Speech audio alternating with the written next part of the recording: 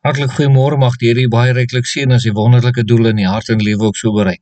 Nou lieve vriende, hierdie leeu's, dit kan maar net nie anders as 'n prentjie waarna 'n mens net wil kyk en baie dinge dink. Ag, dit mag vir ou mense dalk selfs cute lyk hoe die tweeetjies op die linkerkant na mekaar toe kyk en die ander een op die regterkant wat ou so diep in die oë kyk terwyl daar water gedrink word en 'n mens sien sommer hoe die tong die water oplek. En so is dit sekerlik ook wanneer ons by Salomo kom en ou sien wat die Here hom alles gegee het en hoe die Here met hom was, dan kan dit nie anders as dat ons net in aanbidding voor die Here mag neerval. Dis asof jy nie genoeg kan sien of genoeg kan hoor van alles wat hy gehad het en hoe die Here hom besonderlik omseën het. Nou lieve vriende, nog 'n paar saakies vanoggend net, wat die Here waarvoor Salomo bekend gestaan het. Sy regering, hoe hy geregeer het, was wat het uitgestaan. 1 Konings 4 vers 21 sê, verder was Salomo heerser oor al die koninkryke van die Efrat af tot by die land van die Filistyne en tot by die grens van Egipte.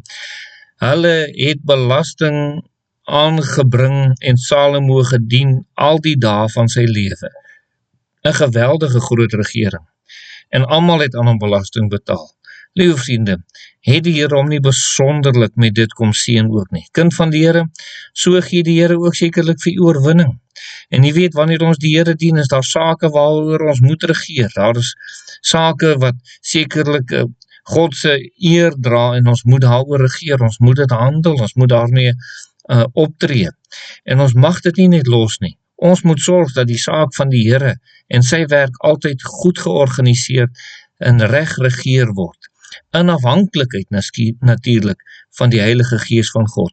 Die orde in die paleis, liewe vriende, in hoofstuk 4 vers 22 tot 28 en hoofstuk 7 tot 21 is 'n verdere aanduiding van hoe goed alles was. En hy het hiervoor bekend gestaan oral waar daar is. Oral in die hele wêreld het hy bekend gestaan vir dit. En kinders van die Here, jy weet, so moet die huis van die Here ook sekerlik bekend staan as 'n plek van orde. Dit moet 'n plek bekend staan waar die Here regeer. En dat die Here ook so verheerlik sal word ook. Daar in die huis moet dit so wees as geheiligde kind van die Here. Orde en God se regering in die huis. Net so in ons kerke. En mag dit ook in ons land gebeur. Mag ons die Here daarvoor vashou. Dan, liewe vriende, verdere saak waarvoor hy baie bekend gestaan het, natuurlik is die bou van die tempel. In hoofstuk 5 en 6 lees ons daarvan, hoofstuk 5 vers 4 sê, maar nou het die Here my God my rus gegee rondom, daar is geen teestander en daar is geen onheil wat my dreig nie. Die Here het dit vir hom moontlik gemaak om die tempel te bou. Rus gegee van al sy vyande en dan in vers 5 sê, en kyk, ek is van plan om vir die naam van die Here my God 'n huis te bou, soos die Here met my vader Dawid gespreek het en gesê het, jou seun, wat ek in jou plek op jou troon sal sit, hy sal die huis vir my naam bou. En so het dit dan ook gebeur, dat die Here dit so kom doen het. En hier is Salomo koning, en toe het hy die tempel ook so herbou. 'n wonderlike saak. En is dit nie kosbaar dat die woord van die Here ook so in vervulling gegaan het? Het u 'n begeerte om God se tempel te bou in die lewe? En dat die Here verheerlik word in die lewe, dat u liggaam 'n tempel van God is? Ag, is so hartseer vandag as ons sien, dat mense se liggame nie meer 'n tempel van God is nie. As ons maar dink, hoe hulle met die tattoos en al die allerhande dinge waarmee hulle besig is, hulle liggame ontheilig. En daarom wil u nie ook so sê, ek wil tot eer van die Here my liggaam bewaar, en dat die Here verheerlik sal word. Miskien as jong mense wat vandag luister, bewaar jou liggaam. Moenie inval by hierdie dinge van die wêreld nie, en die Here sal sekerlik vir jou seën. Is dit jou begeerte om te sê, Here, hierdie tempel moet gebou word tot eer van u naam, en mag dit heilig aan hom ook so gewy word. Dan, lieve vriende, is daar nog 'n saak wat daar was, en dis sy groot rykdom wat hy gehad het. U kan bietjie gaan lees in hoofstuk 9 vers 17 tot 24 en hoofstuk 10 vers 14 tot 29 oor die geweldige hoeveelheid rykdom wat Salomo gehad het. Geweldig. En kind van die Here, so moet ons ook weet, in die Here het ons 'n geweldige rykdom. As ons aan die Here oorgegee is, mag ons dalk nie die aardse miljoene hê nie, maar ons moet die geestelike miljoene, of kan ek maar eerder sê biljoene, moet ons hê. Ons moet daai geestelike biljoen hê. Dis waarna ons moet jaag.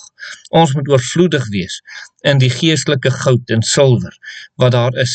En mag die Here sekerlik gee dat u in die Here so mag toeneem ook. Die laaste waarmee ek wil afsluit vanoggend is dan natuurlik die besoek van die koningin van Skeba.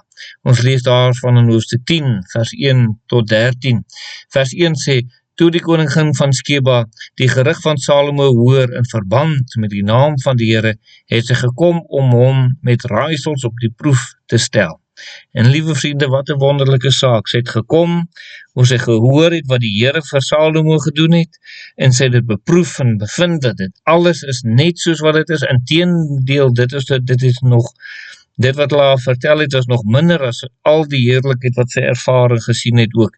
En so moet dit sekerlik wees wanneer mense van die Here Jesus bewus word aan ons lewe, lieve vriende, dat hulle ondersoek sal kom doen en nog baie meer van die Here Jesus sal ontdek, as wat hulle net op die oog af sien. Mag ons lewe so verdiep wees in die Here, dat ander 'n bron daaruit mag kry en die Here sekerlik ook so mag vind ook. Ons bring aan hom al die eer ook. Kom ons bid saam. Baie dankie Here dat U ons hiertoe in staat stel en vir ons help en dat U ook so verheerlik word. Amen.